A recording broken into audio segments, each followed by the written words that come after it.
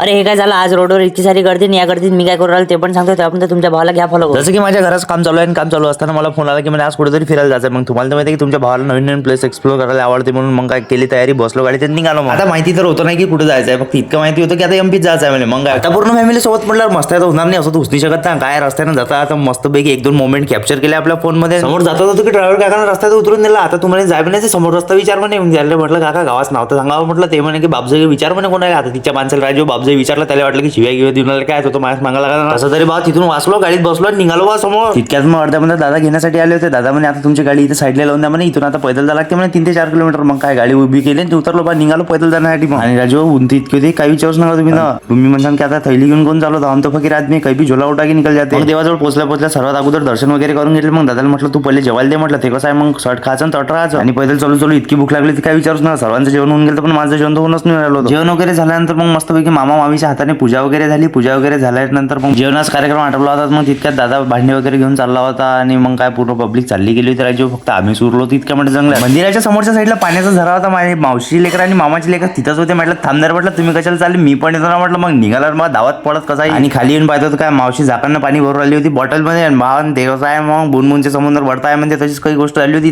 पण असो मग तिथून निघालो वरते जाण्यासाठी. वरते आलो, फॅमिली पूर्ण जमा केला. म्हटलं चला एक व्हिडिओ घेऊन येऊ म्हटलं. मग यांच्यासोबत पण व्हिडिओ घेऊन घेतला. इथलं सगळं आटपलंच होतं. मग निघालो बा घराच्या रस्त्यानं. घरी जाता जाता सरळ कसं असं होऊ शकते का, निघाला मग धावत पडत कसं तरी. आणि तितक्याला समोर आलं हे पुट्टे राजू म्हणलं झाडाची चिंचा पाडून आले. ते मला म्हटलं राजू तो वावराला लागेल आला तर मारा ना म्हटलं. मग निघा म्हटलं लवकर तिथून. मग यायला आकललं निघालो बा समोर. एका काकाची गाडी चाबी हरवली होती. तुम्हाला माहिती तुमचा मेकॅनिकल आहे तर मग थोडीशी इच्छा काळ्या करून पाहिला. पण एक विचार करायची गोष्ट, एवढीचा रोड का किती महागात पडला. आणि गाडी तिथेच लावून दिली साईडला. त्याला पण म्हटलं की बसा म्हटलं तुम्ही गाडी दादा. मग तिथून निघालो सरळ एमपी त्याला राजू इथले रस्ते सरकारी नसं होऊ शकते. निघाले एकोड्या तेकोड्या रस्त्यानं पारा किती झटके घातकात झाला कुणाला तर सरळ येऊन पोहोचलो कोतलकुंड मध्ये. कारण की इथले खायचे ते आपल्याला वळे आणि ते पण दादा मस्त वळी की गरम गरम काढणं चालू होते. मग काय भावानं मी पण उभं आलो साईडला, फॅमिली पण आवाज दिला. मग झालं सगळं जण एका लाईन मध्ये घेतले वळे केले खाणं चालू. मग पेट पूजा तर झालीच होती. मग गाडीत बसलो निघालो बा घरी जाण्यासाठी. सरळ येऊन बसलो बैरम मध्ये आणि इथं मस्तपैकी बैरम बाबाचे दर्शन घेतले. आणि मित्रांनो आजसाठी इतकंच, भेटू पुढच्या व्हिडिओ मध्ये. तेव्हापर्यंत घ्या तुमच्या भावाला एकदा फॉलो करून. मग धन्यवाद.